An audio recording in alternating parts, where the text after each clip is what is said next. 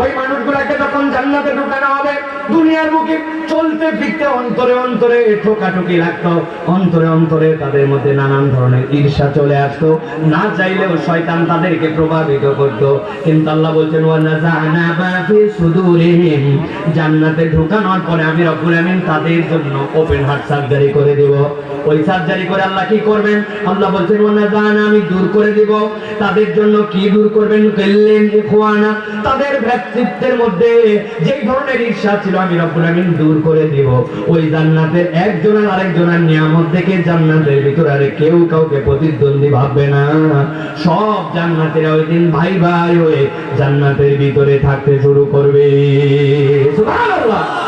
আল্লাহ রাব্বুল আলামিন বলছেন আলা সুরুরিন মুতাকাবিলিন, ওই মানুষগুলাকে রব্বুল আলামিন ওই জায়গায় চেয়ারের ব্যবস্থা করবেন, সামনাসামনি তাদেরকে বসায় দিবেন। আল্লাহ বলছেন লা ইয়ামাসসুহুম ফিহা নাসাবু ওয়া মা হুম মিনহা বিমুখরাজিন, ওইখানে যাওয়ার পরে ওই মানুষগুলাকে কখনোই ক্লান্তি ধরবে না। নাসাব মানে হচ্ছে আপনার মনে হচ্ছে এটা খাইতে খাইতে আমার অবস্থা খারাপ, এটা দেখতে দেখতে আমি ক্লান্ত, ওয়াজ শুনতে শুনতে বিরক্ত। আল্লাহ বলছেন ওই জান্নাতে যাওয়ার পরে তোমার কোনো ধরনের আর ক্লান্তি আসবে না, আর আমি রব্বুল আমিন কখনোই তোমাদেরকে বের করে দিব না। এতগুলো অফার দেওয়ার পরে আল্লাহ নবীকে বলছেন ও আমার হাবিব, আমার বান্দাদের কাছে আপনি একটা খবর পৌঁছায় দেন। কি খবর পৌঁছাবেন? আল্লাহ বললেন নাব্বি ইবাদি আন্নী আনাল গফুরুর রহিম, আমার বান্দাকে খবর দিয়ে দেন আমি রব হিসাবে বান্দাদের জন্য গফুর আর রহিম। সুবহানাল্লাহ। আল্লাহ রাব্বুল আমিন এর দ্বারা কি বুঝাতে চান? আল্লাহ বুঝাতে চান আমার বান্দার অপরাধ যত হোক, আমার বান্দার ভুল যত হোক, আমার বান্দা দুনিয়াতে চলতে ফিরতে যতই মিস্টেক করে বসুক, আমি তাকে জাহান্নামে নেওয়ার জন্য সৃষ্টি করি নাই, আমি তাকে জান্নাতে নিতে চাই। আর আমি আমার বান্দাকে আল্লাহর পক্ষ থেকে আল্লাহ জানায় দিতে বলেছেন তার জন্য আমি রাহিম আর তার জন্য আমি গফুর। সুবহানাল্লাহ। এখন আল্লাহ তো গফুর, আল্লাহ তো রাহিম। আল্লাহ রাব্বুল আলামিন নবীকে বলছেন বান্দাদের কাজ কি হবে? ওই গফুরের কাছে আপনার কাজ কি হবে? আমার কাজ কি হবে? গভীর মনোযোগ ঠান্ডা মাথায় খেয়াল করেন। আল্লাহ কোরআনের সূরা 5 নম্বর সূরা, সূরা মায়েদা, সূরা মায়েদার 74 নম্বর আয়াতে নবীকে বলছেন বান্দাকে বলেন আফালা ইয়াতুবুনা ইলাল্লাহ ওয়া ইস্তাগফিরুনাহু ওয়াল্লাহু গফুরুর রহিম। আমার বান্দা কি আমার কাছে একটু ফেরত আসবে না? আমার বান্দা কি আমার কাছে একটু ক্ষমা চাবে না? আল্লাহ বুঝাতে চান যেই বান্দা আল্লাহর কাছে ফেরত আসবে আর যেই বান্দা আল্লাহর কাছে ক্ষমা চাইবে ওই বান্দা তার রবকে গফুরুর রহিম রব হিসাবে পেয়ে যাবে। আল্লাহ বান্দাকে ক্ষমা করে দিতে যান। এই জন্য আল্লাহ বলছেন নবী আপনি আপনার উম্মতকে আরো সান্ত্বনা দিয়ে যান। কুল ইয়া ইবাদিয়াল্লাযীনা আসরাফু আলা আনফুসিহিম লা তাকনাতু মির রাহমাতিল্লাহ। ও আমার নবী আপনি বলেন কুল ইয়া ইবাদি, ও আমার বান্দারা, আল্লাযীনা তোমরা যারা আসরাফু বাড়াবাড়ি করে ফেলেছো, আলা আনফুসিহিম তোমাদের অন্তরের উপরে, তাদের অন্তরের উপরে, লা তাকনাতু কখনো নিরাশ হয়ে যেও না মির রাহমাতিল্লাহ আল্লাহর দয়া থেকে। আল্লাহ নিজেই নিজেকে জানাচ্ছেন ইন্নাল্লাহ ইয়াগফিরুয যুনুবা জামিআ। ও বান্দা তোর গুনাহ কত আমি আল্লাহ জানাই রাখলাম, ইয়াগফিরুয যুনুবা জামিআ, তোর যত গুনাহ যিনি ক্ষমা করে দিতে পারেন তিনি হচ্ছেন গাফফার। সুবহানাল্লাহ। আল্লাহ নিজের পরিচয় গফুর দিয়েছেন, কিন্তু আল্লাহ গাফফার বলেছেন ফাআল থেকে। এইটার ব্যাখ্যা হচ্ছে বান্দা যতবার অপরাধ করে আল্লাহর কাছে যতবার ক্ষমা চাইতে পারে তার থেকে বেশি যিনি ক্ষমা করতে পারেন তিনি হচ্ছেন আপনার আমার রব গাফফার। আল্লাহ রাব্বুল আলামিন এই জন্য বান্দাদের জন্য বলছেন বান্দা তোমার কাজ কি বান্দা জানো? ওয়া আনিবু ইলা রাব্বিকুম ওয়া আসলিমু লাহু। বান্দা তোর কাজ বেশি কিছু না, দুইটা কাজ। ওয়া আনিবু তোর রবের সাথে তুই সম্পর্ক জুড়ায় দে, তোর রবের কাছে তুই ফেরত চলে আয়। ওয়া আসলিমু আর রবের কাছে তুই আল্লাহর কাছে তুই মাথা নত কর, সারেন্ডার হয়ে যা।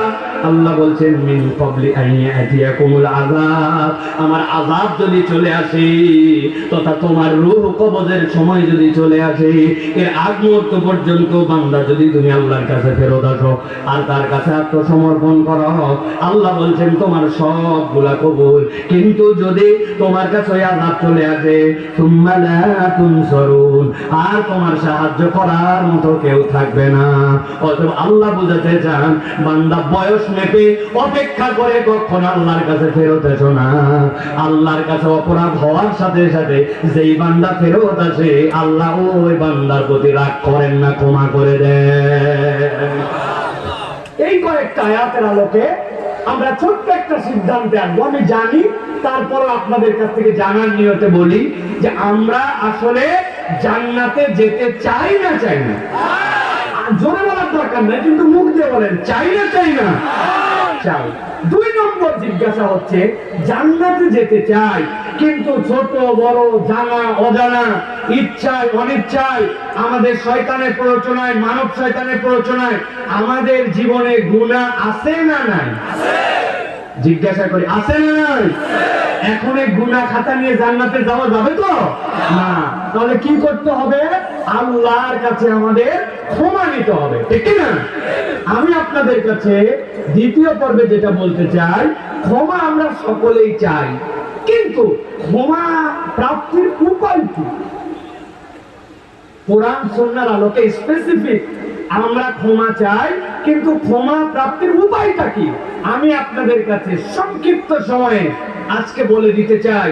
কোরআন সুন্নাহর আলোকে মানব জীবনে সর্বনিম্ন ক্ষমা প্রাপ্তির উপায় হচ্ছে 5টা। কয়টা? সবাই বলেন নাই, আরেকবার হাতগুলা নিচে নামা, এরকম করে রেডি হবেন সব হাত, এভরিবডি, ছোট হন বড় হন। আমি জিজ্ঞাসা করব সর্বনিম্ন আল্লাহর কাছে ক্ষমা প্রাপ্তির উপায় কয়টা? হাত তুলে সবাইকে দেখাতে হবে 5টা। সর্বনিম্ন আল্লাহর কাছে ক্ষমা প্রাপ্তির উপায় কয়টা? 5টা। সব হাত ওঠে নাই, আরেকটা চান্স দিলাম, হাত নামান। ক্ষমা প্রাপ্তির উপায় কয়টা? 5টা। আরেকবার চান্স দিব, হাত নামান। একসাথে কয়টা? 5টা। আলহামদুলিল্লাহ, 5টা উপায়। আমি আপনাদের কাছে প্রাথমিকভাবে 2টা উপায়ের কথা আগে বলি, ভালো করে খেয়াল করবেন। এইগুলো আমাদের আমলের জন্য দরকার। আল্লাহ রাব্বুল আলামিন যেন আমাদেরকে তার ক্ষমাপ্রাপ্ত বান্দাদের অন্তর্ভুক্ত হওয়ার তৌফিক দান করেন। আল্লাহ রাব্বুল আলামিন বলছেন, নবী আপনি জানায় রাখেন, বান্দা যদি আল্লাহর কাছে ক্ষমা পেতে চায়, 1 নম্বরে ওই বান্দাদের ঈমান আর নেক কাজ করা লাগবে। যেই বান্দার জীবনে ঈমানের সাথে নেক কাজ নাই, ওই বান্দার ক্ষমা আল্লাহর কাছে নাই। আল্লাহ রাব্বুল আলামিন কোরআনুল কারীমের 48 নম্বর সূরা ফাতহের 29 নম্বর আয়াতের মধ্যে আল্লাহ বলছেন, ওয়াদাল্লাহুল্লাযীনা আমানু ওয়া আমিলুস সালিহাতি মিনহুম মাগফিরাতান ওয়া আজরান আযীমা। আল্লাহ বলছেন, ও দুনিয়ার মানুষ, আমি রব তোমাদের সাথে ওয়াদা করা লাগে না, কিন্তু আমি রব হিসাবে তোমাদের সাথে ওয়াদা করলাম। আমি আমার বাচ্চার সাথে ওয়াদা করে আসছি, যাওয়ার সময় জিলাপি নিয়ে যাব, বাড়িতে ঢোকার সময় চকলেট নিয়ে যাব, বউকে বলছে এইবার বেতন পাই লাল শাড়ি কিনে দিব, বেনারসির শাড়ি, বাচ্চাকে বলছি 5-এর রেজাল্ট ভালো কর, তোর জন্য আমি একটা সাইকেল কিনে দিব। কিন্তু অনেক সময় আমাদের ওয়াদাগুলা এলোমেলো হয়ে যায়, বিভিন্ন পরিবেশের কারণে ওয়াদা রাখতে পারি না, হয় কিনা? আমার আল্লাহ রাব্বুল আলামিন বলছেন, বান্দা ইন্নাকা লা তুখলিফুল মিয়াদ, রব কখনো ওয়াদার ব্যতিক্রম করেন না। ফাআলুল লিমা ইউরিদ, তিনি যা চান তাই করতে পারেন, কিন্তু তারপরে আল্লাহ ওয়াদা করছেন, ওয়াদাল্লাহুল্লাযীনা আমানু ওয়া আমিলুস সালিহাতি মিনহুম মাগফিরাতান ওয়া আজরান আযীমা। আমার রাব্বুল আলামিন বলছেন, আমি ওয়াদা করলাম 1 নম্বর কাদের সাথে? ঈমানদারদের সাথে। 2 নম্বর ঈমান আনার পরে যারা আমলে সালেহ করবে তাদের সাথে। জিজ্ঞাসা হলো, আমরা তো ঈমানদার, কিন্তু ঈমানের সাথে আমলে সালেহটা কি? আপনারা আমার অনেকের বিশ্বাস নামাজ রোজা হজ যাকাত এটাই একমাত্র আমাদের জন্য আমলে সালেহ, তাই নাকি? ভালো করে বুঝলেন, ভালো করে পিস ক্লিয়ার করেন। আমি তো অনেক সময় বলি ভিন্ন সেন্সে নিয়ে না, নামাজ রোজা হজ যাকাত এইগুলো একটাও প্রকৃতার্থে আমলে চলে নয়। কেমনে আমলে চলে না?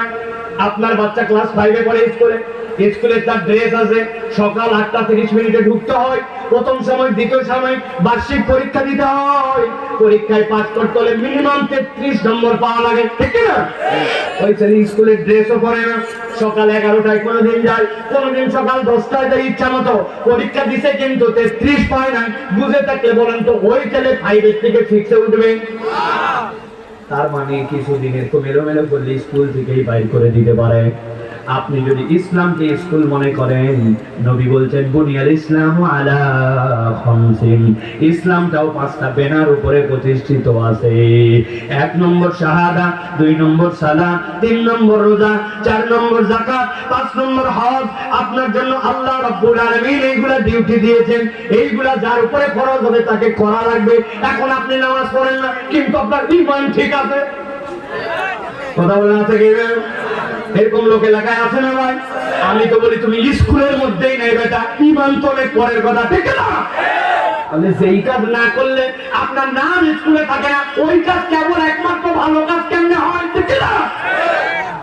ভালো করে আপনাদের কাছে জিজ্ঞাসা করে বুঝ ক্লিয়ার করেন, বুঝ ক্লিয়ার করেন।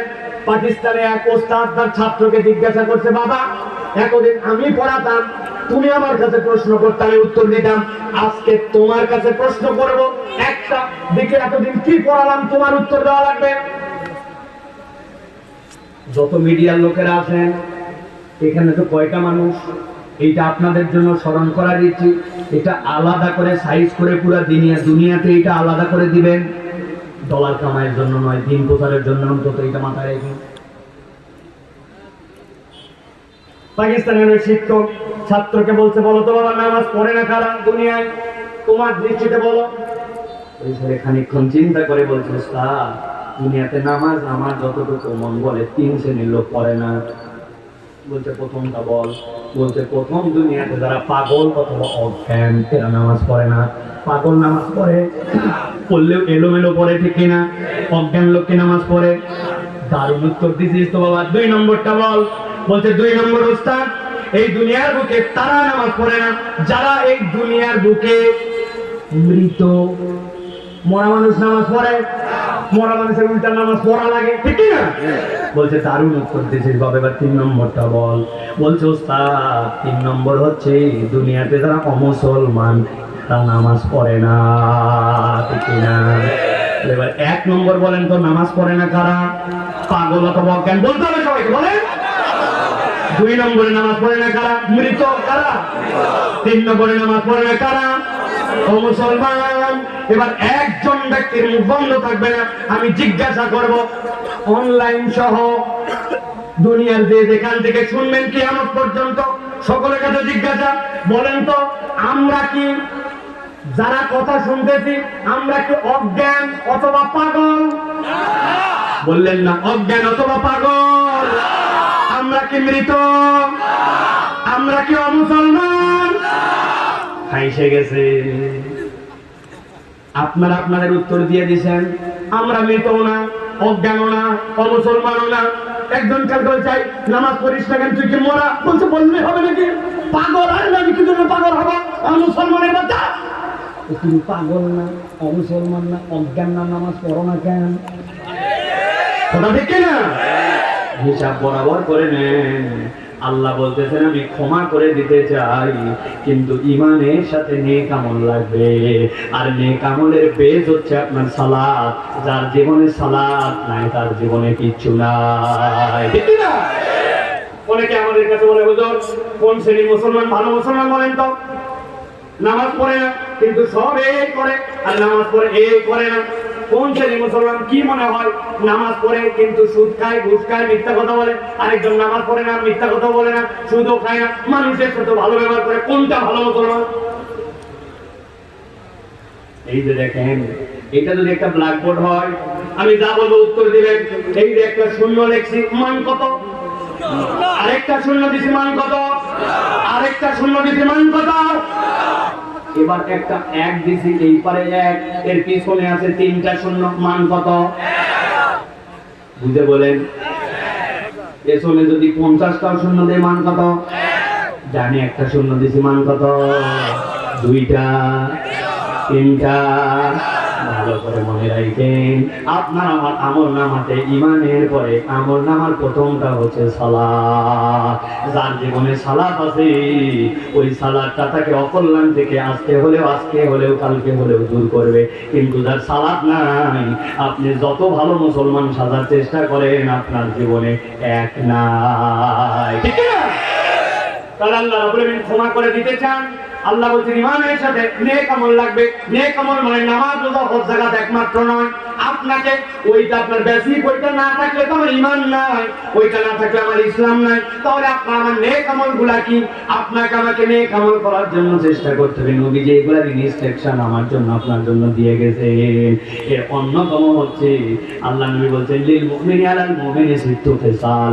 6টা কমসে কম দায়িত্ব আছে। কেউ অসুস্থ হয়েছে, তাকে দেখতে যাওয়া প্রয়োজন নাই, ফায়দা নাই। ওইটা দেখতে গেলে আমার কোনো সমাজে স্ট্যাটাস আসবে না, উল্টা নিজের তেল খরচ হবে। কিন্তু আপনাকে তাকে দেখতে যেতে হবে, জানাজায় শরীক হতে হবে। রাস্তার মধ্যে দেখতেন ছোট্ট একটা টুকরা পড়ে আছে ইটের, কেউ মোচট খাইতেও পারে নাও পারে, আপনি ওটা সরাই দিয়েছেন। মসজিদে ঢুকছেন, ঢোকার পরে আপনি সময় আছে 5 মিনিট, চাইলে আপনি বসে যেতে পারেন না।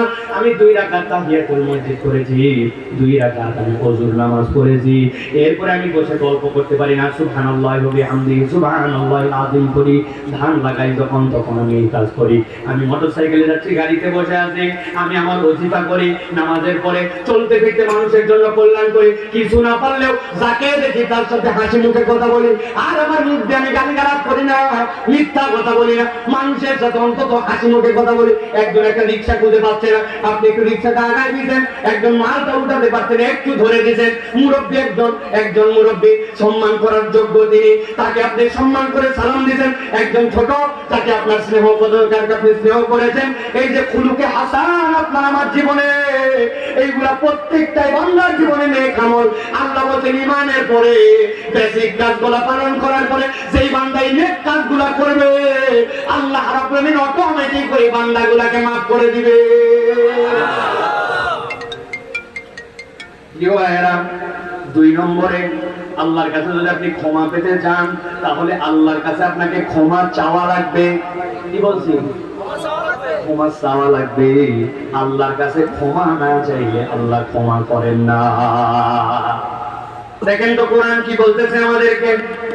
সূরা নিসা 110 নম্বর আয়াত, আল্লাহ রাব্বুল আলামিন বলছেন ওয়া মান ইয়া'মাল সুআন আও ইয়াযলিম নাফসাহু সুম্মা ইয়াস্তাগফিরিল্লাহ ইয়াজিদিল্লাহ গফুরার রাহিমা।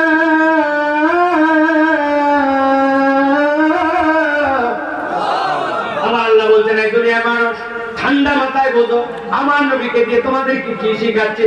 আল্লাহ রাব্বুল আলামিন বলছেন ওয়ামাই, তোমাদের মধ্যে যে বাজারা ইয়ামাল করতেছে, করবে, সুয়ান, ভুল, অপরাধ, গুনাহ, আও ইয়াজলিম, অথবা জুলুম করে ফেলে, নাফসাহু, তার অন্তরের উপরে। আল্লাহ তার অন্তরকে সিধা পথে চলতে বলছিলেন, কিন্তু অন্তরের প্রতি জুলুম করেছে।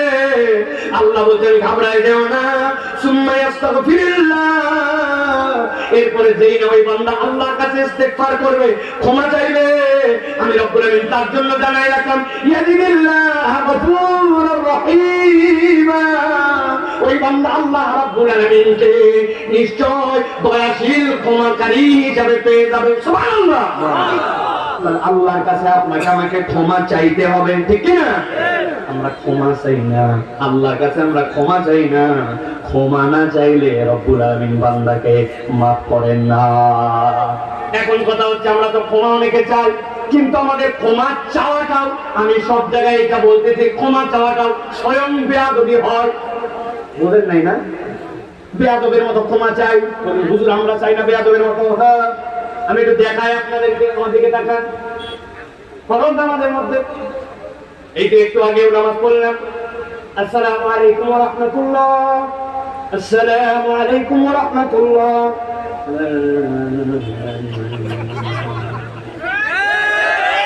আসেনি ভাই? বাবা, এইটা তো দেওয়া গেল ফরজ নামাজ জামাতে। ব্যক্তিগত নামাজ তো আরো খারাপ। কি বলছেন আপনি এই জায়গায়?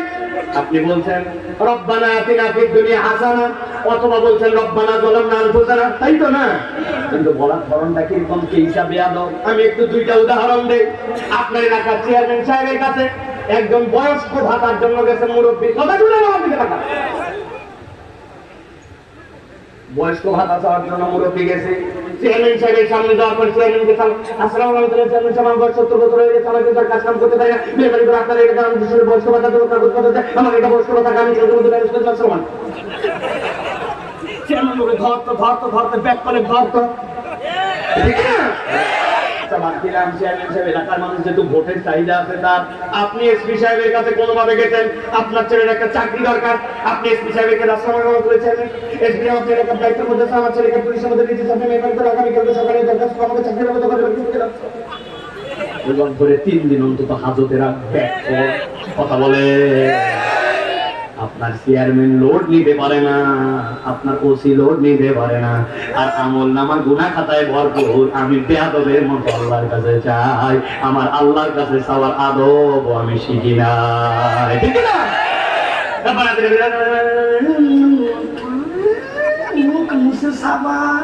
মনে করছে আল্লাহ মাফ না করে দিলে বিরাট সমস্যায় পড়ে যাবে আল্লাহ। আদো বলা হয় চাওয়ার ক্ষেত্রে অন্তত আদো বলা হওয়া লাগবে। বেআদব বেনসিব, যার আদব নাই তার নসিবে কিচ্ছু নাই, ঠিক না?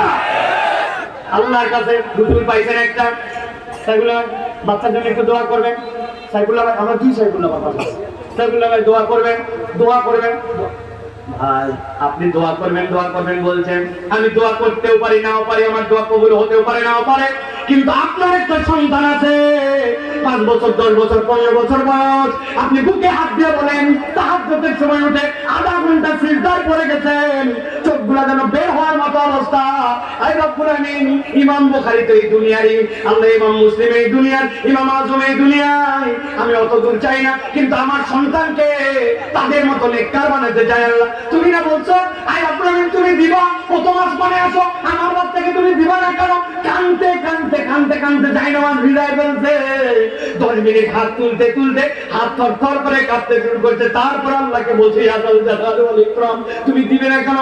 আমার অসুখ ভালো করে দিবে না কেন? আমার বাচ্চাকে দিবে না কেন? আমার সমাজে বরকত দিবে না কেন? আমার পরিবারে সুখ দিবে না কেন? আমাকে মাফ করে দিবে না কেন? বান্দার জীবনে গুনাহ খাতায় ভরপুর, চাহিদা তার অসীম, কিন্তু বান্দা 10 মিনিট আল্লাহর কাছে চায় না। আপনাদের কথা বাদ দেন, আমরা হুজুররাই তো চাওয়ার সময় পাই না। প্রিয় ভাইরা, আল্লাহ বলছে ক্ষমা পেতে চাও, আল্লাহর কাছে চাও। তরুণ, তুমি না চাকরি খোঁজো, তুমি না তোমার ব্রাইট ফিউচার চাও, তুমি আগামীতে তুমি ভবিষ্যতে তুমি একটা উজ্জ্বল কিছু হতে চাও, ওই তুমি যেই জায়গাওয়ালা সবচেয়ে বড় রাজ্জাক যুল কুওয়াতিল মাতিন, ওই রবের কাছে কয়দিন তুমি বলছো? তুমি একদিন বলো না। আমার বড় ভাই সৌদি আরব থাকে, মামা ইউরোপে, কিন্তু খালি ইন্টারমিডিয়েটটা পাস করলে ভিসা পাঠাবে আর চলে যাবো, ওই স্বপ্ন দেখে দেখে বহুত লোকজন বুড়া হয়ে গেছে, যেতে পারে না। তকদির খোলা লাগে আল্লাহর কাছ থেকে, দুনিয়ার কারো কাছে নয়। চাও যুবক চাও, ওই মুরব্বীরা চাচ্ছে তো বাধ্য হয়ে, বেচারির তো আর কাজ নাই, আসরের পর এমনি মসজিদে বসে থাকে না, আগে বহুত আড্ডা মারছে, এখন উনার আড্ডাও কেউ পছন্দ করে না, পকেটে টাকাও নেই, জন্য 10 জনের পান খাওয়া লাগবে, এই জন্য চায়ের দোকানে যাই না, উনি বেকায়দায় করে আসরের পর তোর দিব।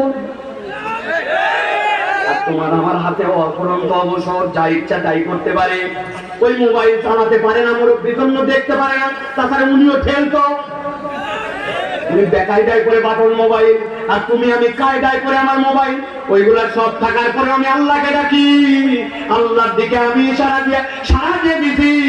ওই মুরব্বীর চাওয়ার থেকে তোমার আমার চাওয়ার দাম আল্লাহর কাছে 70 গুণ বেশি। অতএব আল্লাহ রাব্বুল আমিনের কাছে তোমাকে আমাকে চাইতে হবে। আমাদের সালাফরা বলছেন, কেউ যদি আল্লাহর কাছে কেবল চায়, আল্লাহ তাকে ক্ষমায় করে দেন, আল্লাহ 3টা বোনাস দেন। কয়টা? বললেন না যে আল্লাহ বলতেছে জানাই দেন। 1 নম্বরে কঠিন অবস্থা থেকে আল্লাহ তাকে উদ্ধার করে দেন, 2 নম্বরে আল্লাহ তার দুশ্চিন্তা দূর করে দেন, 3 নম্বরে রব্বুল আমিন তার রিজিকের মধ্যে অফুরন্ত বারাকা দান করে দেন। সুবহানাল্লাহ। অতএব ক্ষমা লাভের দ্বিতীয় উপায় হচ্ছে আল্লাহর কাছে ক্ষমা চাওয়া। 3 নম্বরটা বলি, এবার খেয়াল করেন। ক্ষমা যদি পেতে চাই রব্বুল আলামিনের কাছে আপনাকে আমাকে তওবা করা লাগবে। কি করা লাগবে? সবার মধ্যে বলতে হবে কি করা লাগবে। হয় না পেছনে ওই যে আকাশী কালারের শার্ট, হাতের মধ্যে এরকম, হ্যাঁ সব কিন্তু ভালো আছে আলহামদুলিল্লাহ বলেন। হ্যাঁ, কি চাওয়া লাগবে? তোমার মুখে শুনতে চাই, কি চাওয়া লাগবে? তওবা। প্রিয় ভাই বলবেন হুজুর ইস্তেগফার আর তওবা তো প্রায় একই একই মনে হয়, তাই না? ইস্তেগফার আর তওবা আলাদা। গভীর মনোযোগে খেয়াল করেন। তওবা মানে হচ্ছে আল্লাহর কাছে ফেরত আসা। কি আসা? আল্লাহ বলছেন তুবু ইলাল্লাহি তাওবাতান নাসুহা। নাসুহা শব্দটা দুইটা মূল ধাতু থেকে, একটা হয়তোবা নাসাহাতুন থেকে নুন সাদ হাতা, অথবা নাসাহাতুন থেকে। নাসাহাতুন মানে ফিরে আসা, নাসাহাতুন মানে ভাঙা সম্পর্ক জোড়া লাগানো, কাঁথা যেরকম সেলাই করে জোড়া দেয় ওইটা যেরকম নাসাহা। আল্লাহ বলছেন তোর সাথে রবের সম্পর্ক নষ্ট হয়েছে, জোড়া দে অথবা রবের কাছে ফেরত আয়। আল্লাহ বলছেন এইরকম ভাবে বান্দা যখন আল্লাহর কাছে ফেরত আসে রব্বুল আলামিন বান্দাকে মাফ করে দেন। সুবহানাল্লাহ, লিল্লাহি তাকবীর, লিল্লাহি তাকবীর। শেখ আহমদুল্লাহর আগমন, শেখ আহমদুল্লাহর আগমন কুমিল্লাবাসীর পক্ষ থেকে লিল্লাহি তাকবীর। আলহামদুলিল্লাহ, আলহামদুলিল্লাহ। আপনারা দাঁড়াবেন না, কেউ বসেন।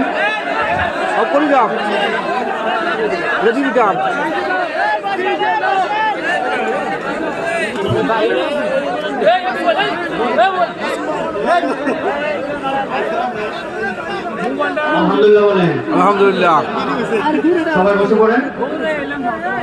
আমি আগে বলছি আলহামদুলিল্লাহ সবাইকে বসতে হবে। একদম সবাই বসেন, সবাই বসে পড়েন।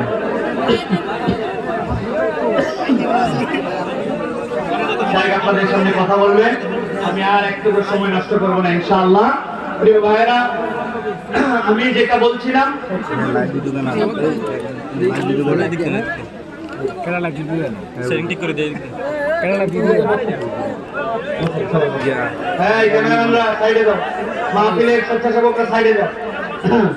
তাহলে আবার জিজ্ঞাসা করি, ক্ষমা প্রাপ্তির উপায় কয়টা? ভুলে গেছেন কয়টা? আর সম্পর্ক রাখা যাবে না কয় শ্রেণীর সাথে? মনে আছে তো? তাহলে 3 নম্বরটা হচ্ছে তওবা। কি বলছি? আল্লাহ রাব্বুল আলামিন বলছেন وهو الذي يقبل التوبة عن عباده ويعفو عن السيئات ويعلم ما تفعلون। আল্লাহ বলছেন বান্দা যদি আমার কাছে ক্ষমা পেতে চায়, আমি রব্বুল আলামিন ওই বান্দাদের জন্য বললাম তিনি তো সেই রব যিনি তওবাকে কবুল করেন তার বান্দাদের মধ্যে থেকে। ওই বান্দাদের যেই বান্দাগুলা দুনিয়ার বুকে অপরাধ করে আর যেই বান্দাগুলা নিজেদের নফসের উপরে জুলুম করে, আর আল্লাহ বলছেন বান্দা তোমার কাছে আমার পক্ষ থেকে একটা বক্তব্য দিয়ে রাখি, ওয়া'লামু মা তাফআলুন।